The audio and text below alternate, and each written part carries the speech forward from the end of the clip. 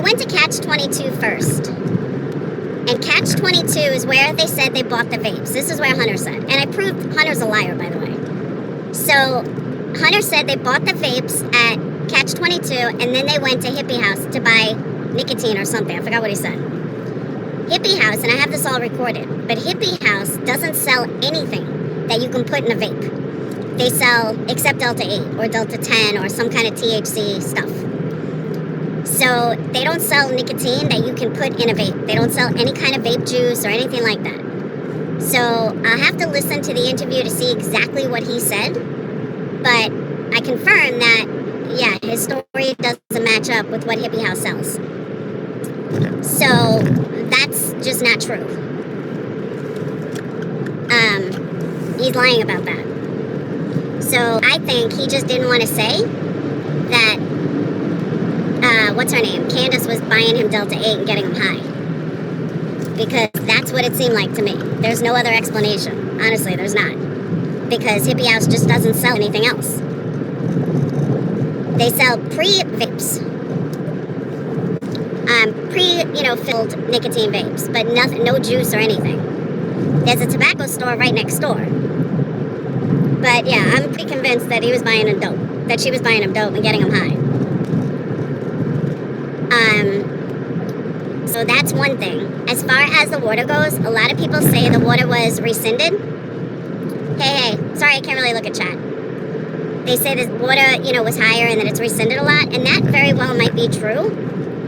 But there's just no way that she drowned. And Allie said she's 100% sure that Summer was alive when they dropped her off. And Hunter says she's 100% alive. The distance, and honestly, I didn't get video of this, but the distance between Allie's house, Allie's porch, and the street is very close. So, very, very close. Like, almost too close.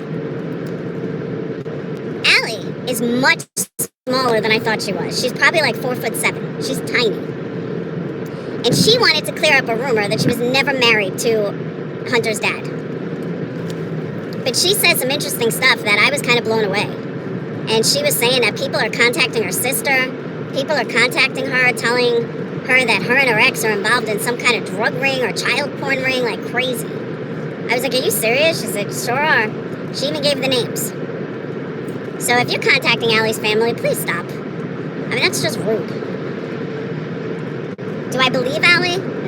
For the most part. She told a couple things that I'm not so keen on. Different stories from what she told originally, but I'll wait to upload. I mean, there's a lot to that interview. It was an hour long. I don't even remember half the stuff that was said anymore. But I want to get back to Don and Candace for a minute. So let me start at the beginning. My whole point of going out there was to get answers. Answers to dispel some of the rumors. We spoke to the police department. They didn't have much info. They told us to go to the sheriff's office. Why they told us to go to the sheriff's office after it was closed, I have no idea. But they did. And by the time we got there, it was closed. And they wouldn't talk to us. The sheriffs that were there would not talk to us. I don't know if that had to do with Marissa. I don't know what it had to do with. But you have to understand the distance. When we left the watering hole, we planned on I was going to go to the sheriff's office. The reason why we went to Hippie House first, because Hippie House was 5 minutes away from the watering hole, where the sheriff's office is 45 minutes away from the watering hole. So we weren't going to go down and back again, so we said, all right, we'll go to Hippie House, and then we'll go to the sheriff's office. But we didn't go to the sheriff's office first, we went to the police department first. Because we thought Rogersville Police Department, we may get more answers than the sheriff's office. Well, we were wrong. But then we were talking to the cops for like 15 minutes. Really nice guys. So we go to the sheriff's office. Like I said, it was closed. They left at 4. But the way the day went, I mean, we really didn't think much of it because we took the directional to the watering hole. None of us could have known that the sheriff's office was 45 minutes away. So it was our mistake. We should have gone to the sheriff's office first and not worried about the time of how far away it was, but we did, and there's that. I can't change it. I wasn't going to go back in the morning. I thought about it, but I wasn't going to go back. It was another hour and a half back, and then it was actually longer than Ben Hill Road, and then it would have had to been an hour and a half back again. I would have paid for the rental car for another. I said, you know what, I'll call the guy. So we tried to talk to the sheriffs. It failed. I got a number to call tomorrow, so that's what we'll do. But it is what it is. Do I feel the trip was a waste? No. I feel I got some solid answers to a couple things.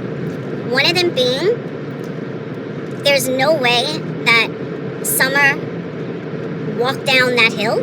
I don't care what anybody says. I don't care what you think you heard or what you think you saw. When you see the hill in person, you'll know there's no fucking way that girl walked down it. There's just not. It is so steep and so dangerous. Even the driveway, we started to go up it and back down because it was so bumpy. All I saw was a total tire being blown out.